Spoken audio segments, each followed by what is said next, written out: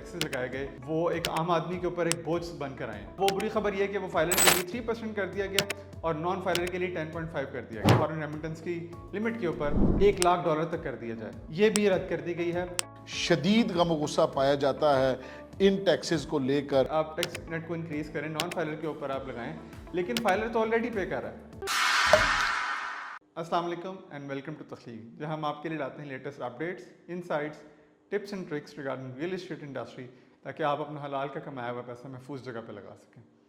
आज की video real estate के टैक्सेस के बारे में है। आपको मालूम होगा कि हमने लास्ट मंथ जो नया बजट आया उसमें जो रियल एस्टेट के ऊपर टैक्सेस आए थे उसके ऊपर बात की थी। हम काफ़ी खुश थे और आपके साथ शेयर किया था कि मौजूदा हुकूमत ने ऐसे इकदाम लिए हैं जो कि रियल एस्टेट इंडस्ट्री को फ्लरिश करने में हेल्प करेंगे। ये पुरानी वीडियो को आप यहाँ पे क्लिप देख सकते हैं। हमने उसमें शेयर किया था ओवरसीज़ के लिए प्रॉपर्टी की सेल एंड परचेज पे हमने न्यूज़ शेयर की थी, एडवांस टैक्स के ऊपर, और उसके अलावा हमने बात की थी फॉरेन रेमिटेंस की लिमिट के ऊपर। वो सारी धरी की धरी रह गई हैं। और जब ये बजट अप्रूव हुआ तो रियल एस्टेट के ऊपर जो टैक्सेस लगाए गए वो एक आम आदमी के ऊपर एक बोझ बनकर आए हैं। अब हम बात करते हैं कि एग्जैक्टली वो क्या चीज़ें हैं जो इस बजट में इम्पैक्ट कर रही हैं, आम आदमी का उसके ऊपर क्या असर होगा। सबसे पहले जो एक बड़ी खुशखबरी थी ओवरसीज़ पाकिस्तानीज़ के लिए कि वो अगर प्रॉपर्टी बाय करना चाहते हैं तो उनके ऊपर एडवांस इनकम टैक्स जो कि 2% था वो 0% पे होने वाला था।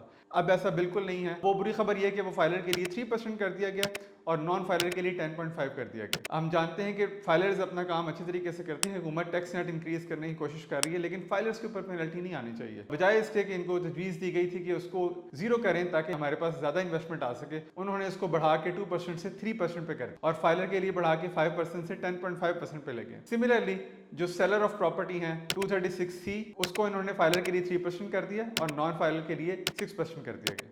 Let's move to the second important point regarding foreign remittance. इसकी तजवीज़ ये दी गई थी कि फॉरेन रेमिटेंस जो कि पहले PKR 5 मिलियन थी उसको बढ़ा के $1 लाख तक कर दिया जाए, ये भी रद्द कर दी गई है। इस तजवीज़ की वजह से हमें लगा था कि हम ज़्यादा से ज़्यादा फॉरेन रेमिटेंस आती देखेंगे और लोग इन्वेस्टमेंट में इंटरेस्टेड होंगे। अब इस वजह से ये भी नहीं हो सकेगा और मुल्क को जो डॉलर की ज़रूरत थी वो भी पूरी नहीं हो सकेगी, तो ये भी एक अच्छी खबर नहीं है। इसके अलावा हमने ये बताया था कि जो टैक्स क्रेडिट की छूट दी गई है इंडिविजुअल्स को और बिल्डर्स को, बिकॉज बहुत सारे लोग घर बनाते हैं और बिल्डर्स बहुत सारा काम कर रहे हैं, तो उनको इसके ऊपर टैक्स की छूट दी गई थी 1 मिलियन तक इंडिविजुअल्स को और 5 मिलियन तक बिल्डर्स को, उसको भी रद्द कर दिया गया। अगर हम कंक्लूड करें और हम देखें कि रियल एस्टेट के लिए ये बजट कैसा रहा है, तो वो अच्छा साबित नहीं हुआ और एक आम आदमी जो कि इंटरेस्टेड था, चाहे वो लोकल पाकिस्तानी हो या फिर वो ओवरसीज़ पाकिस्तानी हो, जो कि काफ़ी देर से वेट कर रहे थे कि मुल्क के हालात में कुछ बेहतरी आएगी, बजट में कोई अच्छी खबर आएगी और वो इन्वेस्ट करेंगे।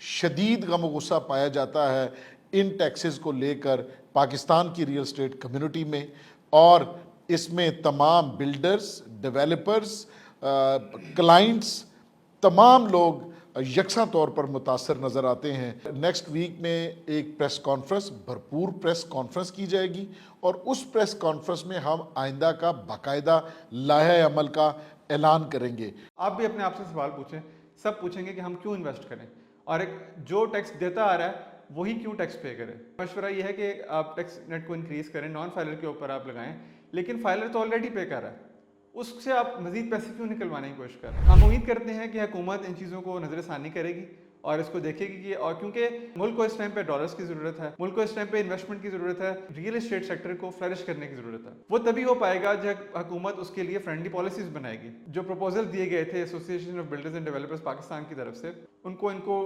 कंसिडर करना चाहिए था, ताकि all in all real estate का सेक्टर फ्लरिश करता और मुल्क की सूरत हाल बेहतर होती। Stay tuned for more updates. आइंदा इसके बारे में कोई भी अपडेट आएगी तो हम आपको ज़रूर आगाह करेंगे, और अगर आपकी इसके बारे में कोई क्यूरीज हैं तो आप कमेंट्स में पूछ सकते हैं। अदरवाइज भी you do share your feedback with us. Thank you.